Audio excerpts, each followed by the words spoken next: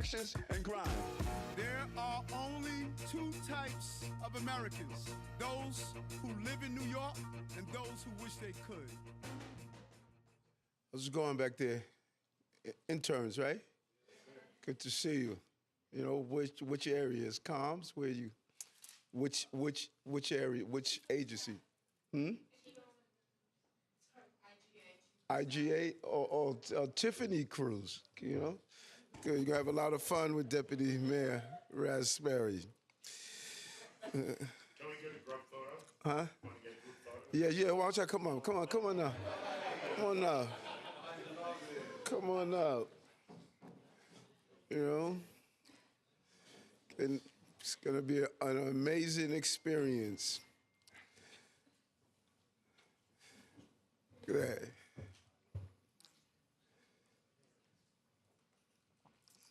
Future. Thanks so much, you know. And you guys, let them, where's Kayla? They're going to ask the last question for the day. You know? Really, really exciting. Good afternoon. Always best place to raise a family in this amazing city we call New York.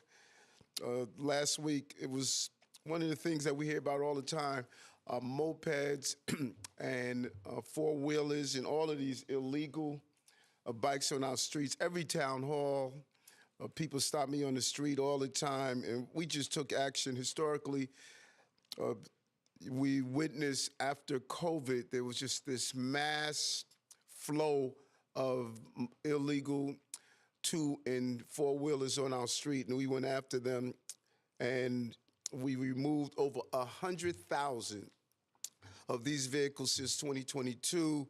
Many of them have forged, illegal, or no license plates at all. If you are a victim of a crash with them, you would find yourself not being able to identify who the individual was. But the NYPD really started under now Deputy Mayor Daughtry, just really took a very aggressive stance. Many of these illegal transportation vehicles were used in robberies, jewelry snatch, and all other types of crimes. And so we were happy last week when we sent over 200 of these illegal vehicles to their final destination, the scrap heap. And just really hats off to the full plan. And the plan is working, because we witnessed an 86% decrease in grand larceny patterns, as well as a 68% decrease in robbery patterns involving mopeds over the last year.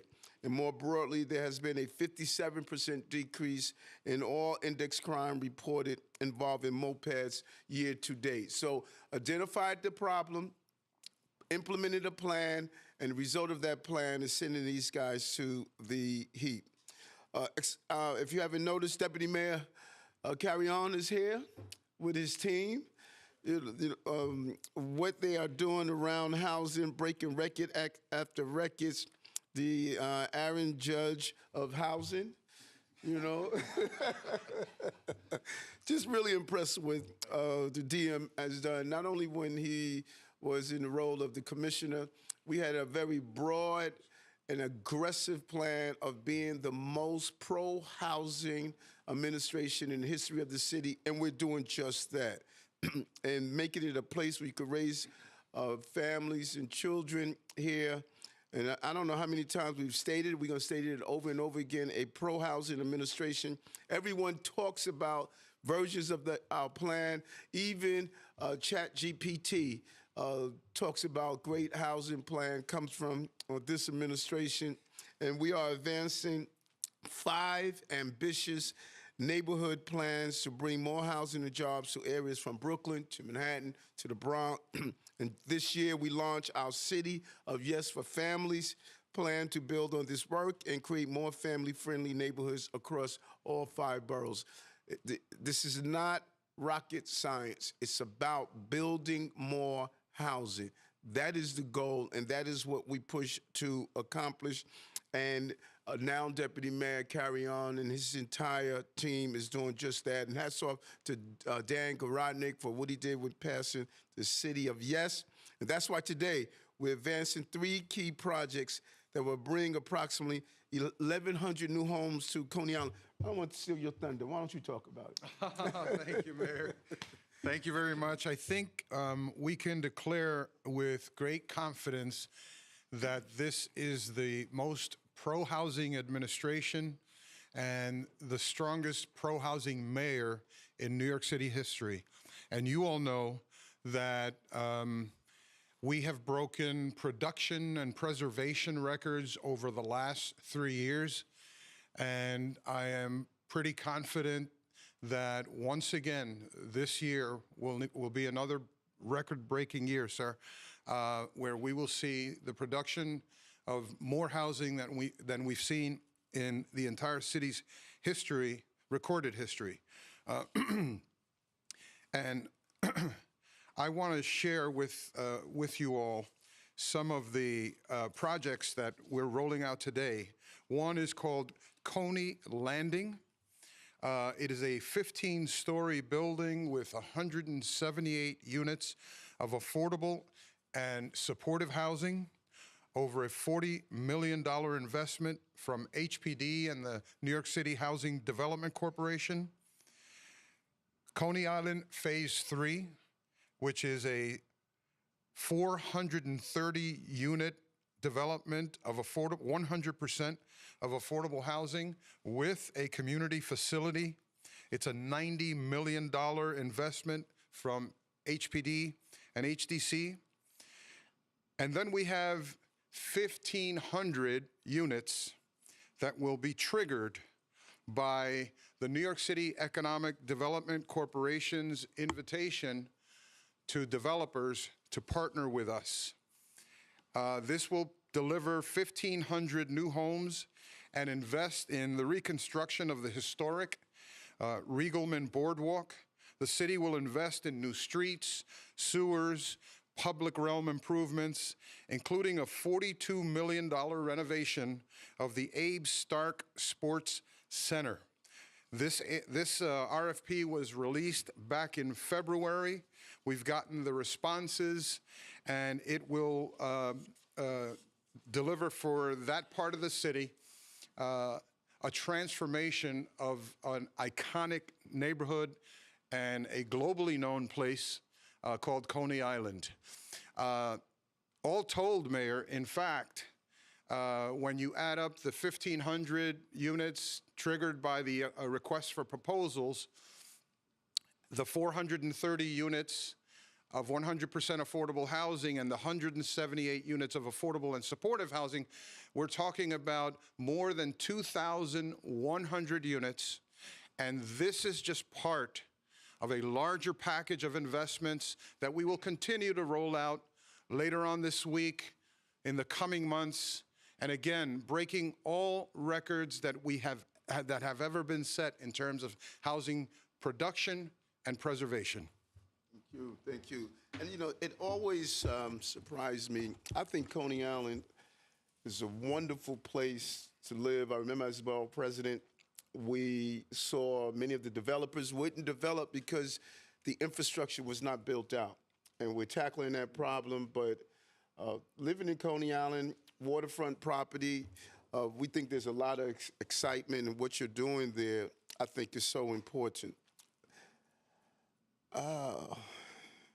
Some folks like to get away. I want to thank both. If there are any questions on that, we should ask that now before I go into the final, before we go into any questions. Any questions on the project in Coney Island? Thank you. Thanks so much. Thank you, Mayor. Commissioner, thank you. I just realized we are bald-headed.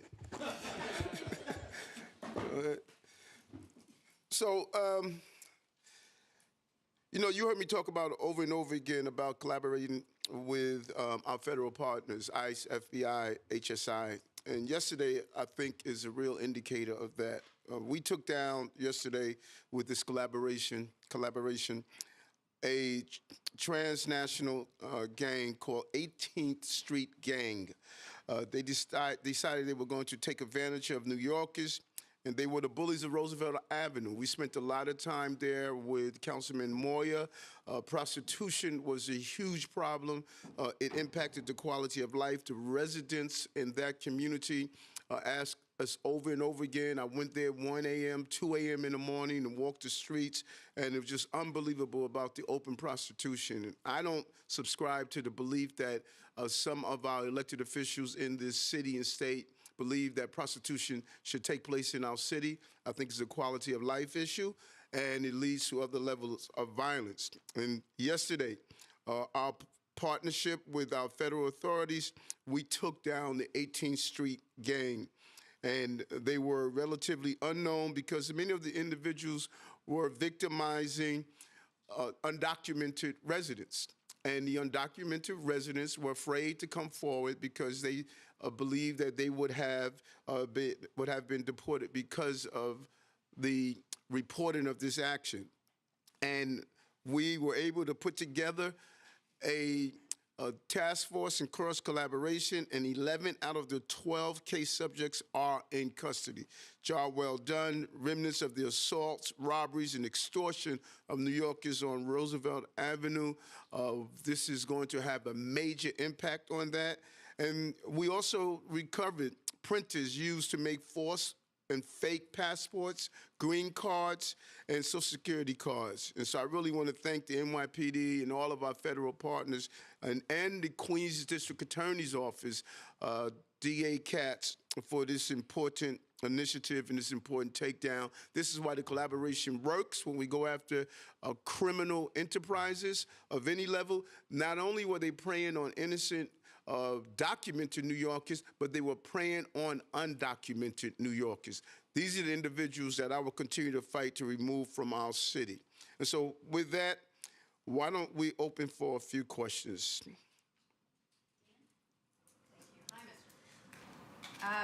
On Sunday, President Trump promised that he would bring immigration raids, big ones, to New York City. Have you gotten any information from the federal government about what their plans are? And relatedly, do you have any thoughts on when you think ICE will actually be able to get onto Rikers? You speak with Randy about ICE on Rikers.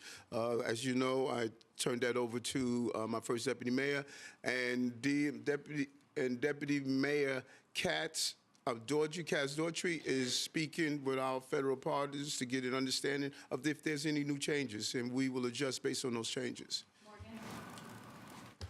How are you? Good, thank you. I just wanted to know, are you guys, just a little bit further on that question, are you guys making any moves in terms of prioritizing, making sure people know what resources are out there, or have you been in contact with any of the federal law enforcement partners about exactly where they're targeting? That's the goal, and DM Daughtry is going to identify exactly what new changes, what new policies. My message stays the same. Let your children go to school, call the police if you need help, get medical care if you need it, make sure that you go to your houses of worship if you desire. But DM Daughtry is working closely with the federal authorities and find out if there's any new shifts and any new changes. Again, the federal government is in charge of immigration. That is their role. And I would encourage everyone, again, speak to our federal partners. They should be briefing us. Our federal partners should be briefing us on what changes are happening on the federal level. I'm a city elected officials. I represent things that happen in the city, and I look forward to them of coming in and giving a briefing of any new changes that's happening on the federal level. But we're going to do our job to communicate with our federal partners to find out what's taking place. But we have done a great deal of work around this. Commissioner Castro has a Know Your Rights information, has been doing a great deal of seminars on this, on kiosks in the streets. We put up our Know Your Rights. We have pamphlets about Know Your Rights. We have reached out to our partners to say, tell your constituencies about Know Your Rights. So we are huge on the more information we give to people, the more that they will know their rights and how to respond. Mr. Mayor. How are you? Good, thank you. In your career in law enforcement, which goes back decades, I'm just be interested, was it your experience that undocumented individuals who are in the community have a higher propensity for crime? High Higher to propensity to do commit- crime or to be the victim of crime? To do crime and to commit crime. Well, no, I haven't found that. What I've found is that they tend to be preyed on because people exploit the fear of reporting when they're the victim of the crime. I talk about when I was a rookie officer in District 2 in Manhattan, and someone was a victim of a robbery, and they were afraid to communicate that they were a victim of a robbery. But it's about opportunities. And I thought it was a big mistake under the previous administration to have people come to the country and they're not able to work. People need to provide for their families. And if you put people in circumstances where they can't provide for their families and loved ones, no telling what could happen. And I stated that last year, and I will continue to believe that. If you come into the country, you should come into the country of knowing exactly where you're going and what you're able to do, and you can provide for yourself. To tell someone to come in the country and spend 2 years without being able to provide for yourself is just wrong. As a follow-up, if I may. Yes. The conservative media, which has Fox News and the rest, and the Post, if you were to follow those headlines and listen to the top of the hour, there's a perception that there's chaos in urban America, and there's often discussion about a lack of law and order. Why is it that the success story of New York City, which is extraordinary, whatever party you want to be or say you are, if you look at the decline in homicides and events like a Sunday Memorial Day without a single shooting, why is it that certain outlets continue to create this notion of great urban decay and a decline? You don't have to go to Fox. You could just go right here to the local press or listen to the candidates. All the candidates are running around saying that the city's out of control. The city's out of control. Lowest number of homicides and shootings in the recorded history of the city. We broke the job records 11 times, decrease in unemployment. We're seeing 100,000 illegal mopeds and dirt bikes off our streets. You're seeing a city in recovery. But if you were to listen to the noise, you would believe that this was a city in chaos, and it's not. 54,000 people were on our streets exercising their right to voice their concerns. And out of those 54,000, only 14 were actually arrested and for really nonviolent actions. We didn't need the Army here. As I said it from the beginning, I said it on Friday, that we got this. And I will continue to say that. 4.6 million people on our trains every day. 5 felonies average a day. I don't know what it's going to take before you talking about Fox News. I'm talking about the Fox that are in this room that's not reporting what we have done in the city. We turned the city around, folks. What is it going to take before people realize they thought we were going to fail and it was going to take 5 years? We did it in 3 years and 6 months. And people need to catch up and read the memo. We have been successful. Hey, Mayor. What's going on? How are you? Quite well. I just wanted to ask you about the interview you did over the weekend with Sneo, the Yes. podcaster. By now, maybe you've heard he has said some anti-Semitic things or things that were construed as anti-Semitic in the past. Were you aware of any of his history, and do you think, in hindsight, maybe there should have been more vetting of this person before you did an interview with him? First of all, there's no one in this city would state that Eric is anti-Semitic, anti-LGBTQ+, anti-Sikh, anti-African American. No one could say that I'm anti. My record is clear. It's a very impressive one. Everyone knows what I have been doing around hate crimes in the city, Islamophobia, anti-Semitism. I could go on and on and on. I have a long record for that. Every day, all day, people stop me on the street and ask me questions, and they have foams in my face. Many of you do it, And if my job is that everyone who asks me a question, I need to vet, I won't be talking to the average New Yorkers. Everyone is a streamer now. Everyone is a reporter now. No one takes private conversations anymore. People stopped you, they talked to you, little did you know, you were answering a question and the person held the foam in your face. Last night I was on the back porch smoking a cigar with a group of crisis management teams, and that was recorded. So regardless of what his positions are, I'm going to communicate with every New Yorker, and I'm going to push back on those things that I disagree with. And so he's a streamer. I've been sitting down with streamers often, sometimes walking the street talking to them. I don't believe what he believes, and there are many people I don't believe what they believe. I think that, people, I speak to journalists, I think some of our journalists are anti things, but I communicate with folks. I've always been this way. This is not new. I disagree with his positions, and if I knew those were his positions, I would have engaged in a conversation to tell him why I believe it was wrong. I'm sorry, you finished? I guess, there's, if I could just push back on, like, people come up to you on the street. Yes. This was at your residence. This was a prolonged discussion where maybe there could have been a vetting beforehand. I don't know. No, I beg to differ with you. The number of people who come into Gracie Mansion throughout the year that have never been there before. I was on the porch smoking a cigar with my son.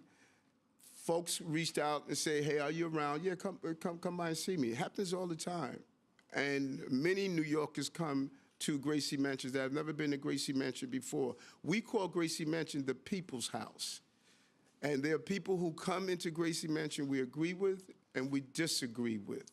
But we have to engage in conversation. And I've said this over and over to you. I remember inviting Hawk Newsom into Borough Hall. And people say, "Why would you invite him in there?" We're diametrically opposed on many topics. And so I'm always going to do that. I'm a communicator. And the Gracie Mansion belongs to the people of the city. People I agree with and people I disagree with. It is the place of the people of the city come. And if you don't engage in conversations with people, you will never alter their thoughts on things. And I'm not going to exist in a silo. And I'm happy that I speak with all New Yorkers, even when I disagree with them. Mr. Mayor. Monica, how are you? Mr. Mayor, I would like to ask you about expansion of city bikes that's been announced a couple months ago, but there was a recent discussion around Bay Ridge area. But this discussion is also valid in Greenpoint, where I am, in Queens. And your plan to create a city of New York that is the best city to raise a family. Yes. People are complaining there is no parking spaces, and it's difficult to transport 2 kids on a bike. Mm-hmm. So how would you address that? Then those New Yorkers who feel like it's very difficult to raise a family if you need to rely on a car, and there is really no way to even park a car in your residence, in your neighborhood. There's not one time I recall that I didn't hear people in Bay Ridge complain about parking. Or in Park Slope, they call it no park slope. New York has always complained about parking, always. We need to create an environment where we're sharing the streets with those who are using alternative methods to move around. That's why we decreased the speed limit of mopeds to 15 miles an hour. And we communicate with our residents to make sure whenever we build our bike lanes that we have inputs from the residents in the community. And we're going to continue to do that. We have to make modifications, adjustments, and we have to compromise because we're in a new environment. A lot of people are riding bikes now. A lot of people are using mopeds for deliveries, et cetera. And so we got to make the right modifications. But how are we going to address those families who just need the car? They will never ride a bike. But it's so much harder to have it here. Yeah, it's Same as it was. It is worse. now you say it's harder because of the bike lanes? Because of, the people are saying the stations for a city bike, they take so much space. They're they're often full, like in Queens, some of them in Mass, but they're always full. So it looks like the bikes are there, no one can park a car. So people are getting frustrated seeing those full bikes, but driving around for an hour to find a parking. Yeah, well, that didn't start now. Trust me. The goal is how do we create our streets that it deals with both those bike users, because trust me, the bike users are saying the same things. We don't have enough bike racks. We don't have enough lifts in City Bike. And so we have to make the modifications to make sure our streets will be accommodating to both. And that's the balance. finding that balance. And when we have to adjust, like we did in Williamsburg, we're going to adjust. But the goal is to find a balance in both of them. Joe? What's up, Jeff? How are you? Good. Joe, I had two questions for you. Yes. Just following up on what Matt was asking, can you explain a little bit more about why Sneo was there and how he got invited? Like, I know you were talking about how Grayson Mansion's open to all sorts of people. Yes. But I feel like you usually have to have an invite. You can't just walk in and start smoking a cigar with you. So could you explain a little bit more how that happened? Let me do that, and I'm gonna move on. Okay. I invited in to sit down and chat with a celebrity that Amber Rose. My son and I were sitting down. As you know, my son is a musician and an artist, and Amber wanted to come by, and I wanted her to meet my son and speak with her. She says, I'm with some friends. Can they come? And I said, yes, you could come as well. So we sit in the back porch of Gracie Mansion is used often to sit down and communicate with folks. And when she came in, she brought a friend, and the friend she brought, he was the friend that she brought. And we sat down and started chatting, and he said, I would love to interview. It happens every day. And that is how it came. I didn't know him before that. And my son was excited to meet Amber Rose and engage in a conversation with her. And that was how that all came about. And then just a quick follow-up. The Board of Elections, or this is a completely separate question actually. Board of Elections had said you can't run on 2 independent ballot lines. Do you have a strategy, or are you just going to pick one? And if so, can you tell us which one you're going to pick? The legal team is doing that because they didn't say what the Board of Election did, and I think I challenged the constitutionality of that. The Board of Election is saying that if you are in one of the primary lines, a Democrat or Republican, you could have 2 lines. But if you are an independent line, you only can have 1 line. I think that's unfair. I think that the rules for everyone should be the same. And so our legal team is now looking at that to determine if it's constitutionally sound. I don't think that running for a general election should be tilted towards the primary lines that are in the city. If it's 1 line for an independent, it should be 1 line for one of the major parties as well. And so what we said in essence is that Curtis or Zoran, they could run on 2 lines. That just seems unfair to me. Hi, Mayor. How are you? What's happening? How are you doing? I'm good. I wanted to ask, the FAIR Act last week came into effect, and you are always proposing yourself as a pro-housing mayor. I wanted to know if you would ever consider lowering rent costs or freezing the rent, such as the other mayoral candidates currently in the race. That's such an important question that you're asking, and this explains the complexities that are associated with being a mayor. One of the candidates states that they want to freeze rent. And the question we should be asking, should rent ever go up? That's the question we should ask. Should rent ever go up? Second, their policy of freezing rent is that they're going to do a tax on the 1%ers, income tax. Mayors don't have that authority. Who has that authority are assemblymen and senators. So if they couldn't do it as state lawmakers, how are they going to do it as a mayor? And then when you look at small property owners, and I've been saying this over and over again, and no one is really catching it. If you own a 10-unit building, an 18-unit building, and you are a single small property owner, and if you're told that you could never increase the rent, while the electric cost goes up, the gas cost goes up, repairs will go up, taxes go up, everything is going up, but you could never increase your rent. And then you add that with the same group of people who said during COVID, freeze the rent, no rent. So you had a large number of small property owners, small mom and pop property owners where all of their capital and their wealth is tied up into their buildings. You saw them have tenants who were not paying rent. You saw no increases. We were killing small property owners. So we're not talking about those who own 100,000 or 50,000 units of housing. We're talking about Ms. Jones and Mr. Jones that all of their wealth is tied up in their property, and you're saying everything is going up around them, but you cannot ever raise their rent. That doesn't make any sense. So when you have people who are running to be mayor saying freeze rent, no rent, you're going to lose small working class property owners. They're going to lose those buildings that they own, and large landlords are going to come in and take those buildings, either buy them or they're going to lose them in foreclosures. I cannot tell you how often I hear from small property owners who talk about how challenging it is to hold on to their primary source of wealth because of the policies that we have put in place. The goal is to build more housing. As Deputy Mayor Carrion stated, we have broken records on building more and more housing. That is how you drive down rents, by building more housing, not making idle promises that you can't live up to. City of Yes, building more housing.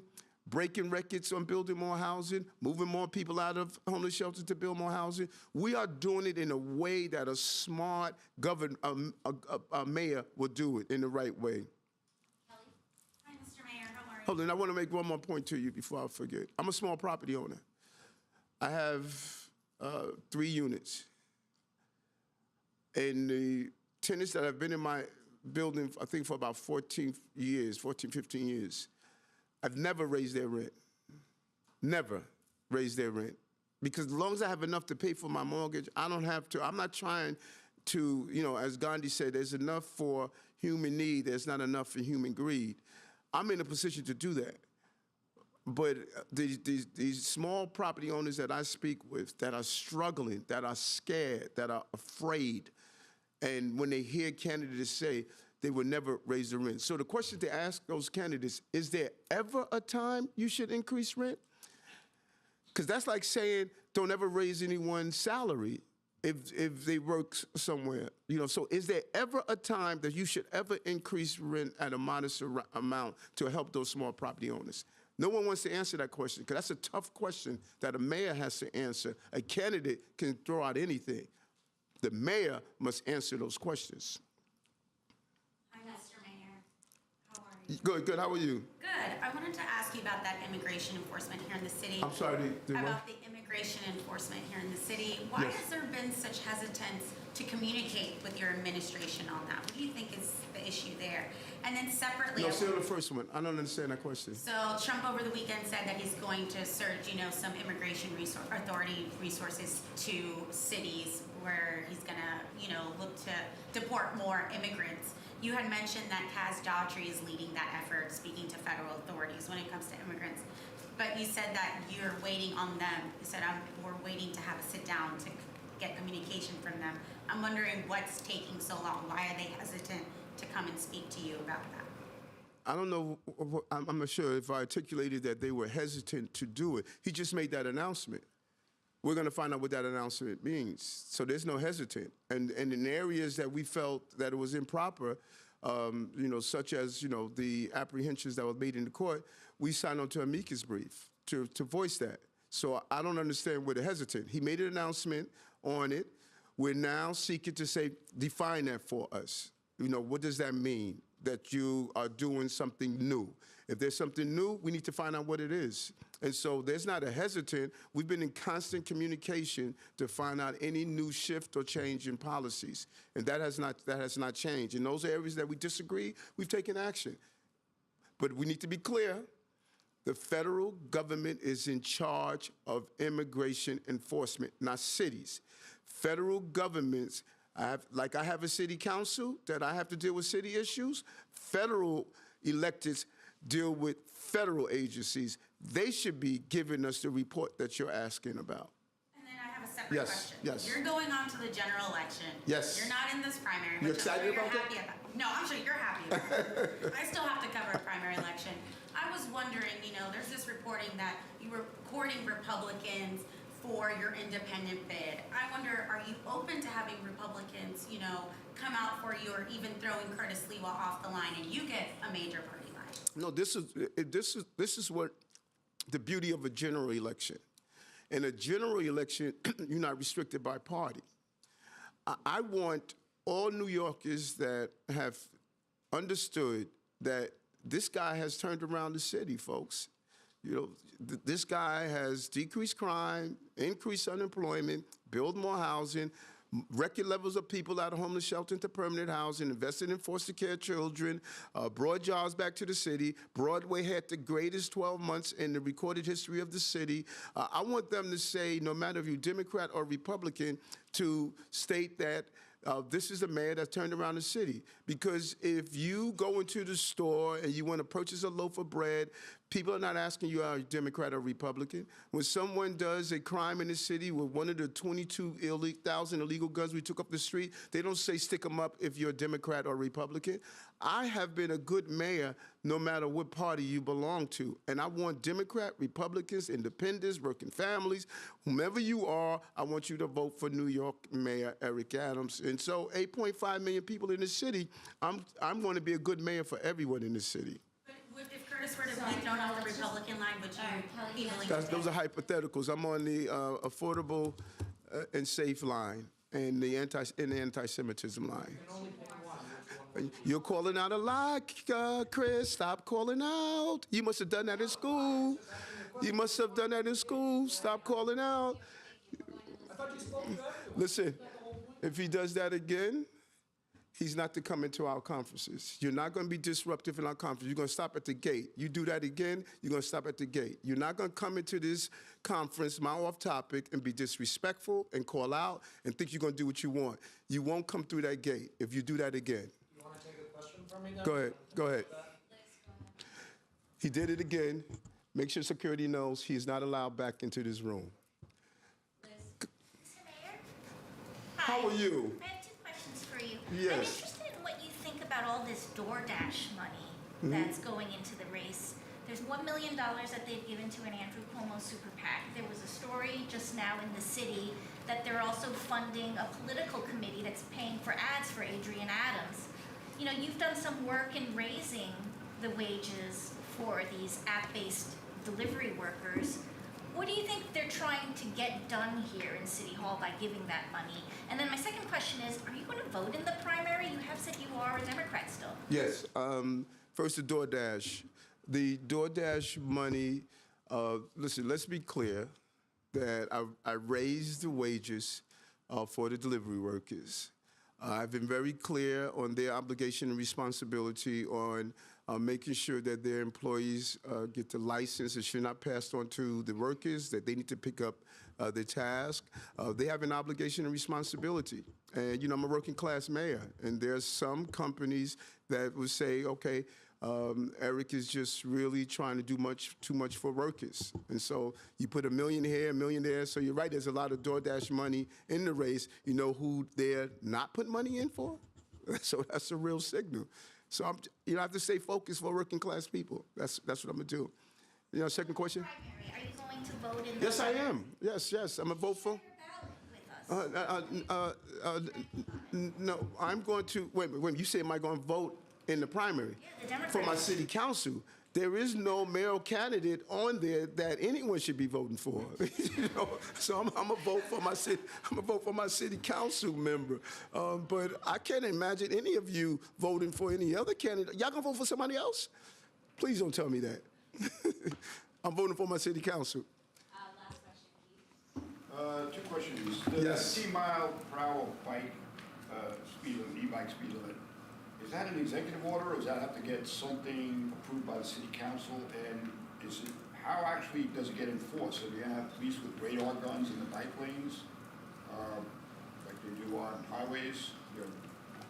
Yeah, great question. Where do we all stand on that? For speed limits on our streets, the state handles that, but there's a carve out for mopeds, etc. And there's going to be a whole rule making process to make sure that we comply and follow the laws. So there's a carve-out that allows us to do e-bikes and scooters, and we're going to utilize that carve-out to do so. And the police is going to come up with the methodology to ensure that it's enforced. Okay, so right now it's a concept and an idea. It's not actually being enforced yet because you got to get all these bureaucratic things in place. It is not a concept and idea. It is going to happen. And we communicated with Lyft as well. We are implementing. Anytime you implement something new, it goes from the announcement to the actual implementation. We want to make sure we do it right. Okay. Second question, it's about a year or so ago that we had Anthony Miranda's hook up with the Cannabis Crackdown, and for a couple of weeks we were hearing a whole lot about how many illegal cannabis shops were shut down, and then it seemed to be there was a long period of silence on it. There was some court cases saying it was illegally being implemented. Where does that all stand now? Do you have any rough idea how many were shut down in the year that it's been in operation? And is it still an ongoing operation with the sheriff and the city? Yes, exciting. I think we did about 1,400 illegal cannabis shops. And matter of fact, we did an initiative, I think last week in Queens. When you look at the dollar amount, $95 million in illegal products we removed off the streets. Really hats off to Sheriff Miranda. Over 5,400 inspections, over 1,200, close to 1,300 locations. We sealed over 1,400. And you look at the numbers across the Bronx. I'm looking at some of these numbers: 297 in the Bronx, 400, over 400 in Brooklyn, over 300 in Manhattan, over close to 300 in Queens. And we issued violations equivalent to $193 million. And I said 90. We took $98 million off our street in illegal products. Huge success. And there's been court cases. People have been challenging all sorts of things. But, we made up a clear decision that Governor Cuomo put a bad law in place, and I had to, fix this mess. I've been fixing this mess for 3 years and 6 months. If I didn't have to fix this mess, we could have been continuing to do so much more. Thank you.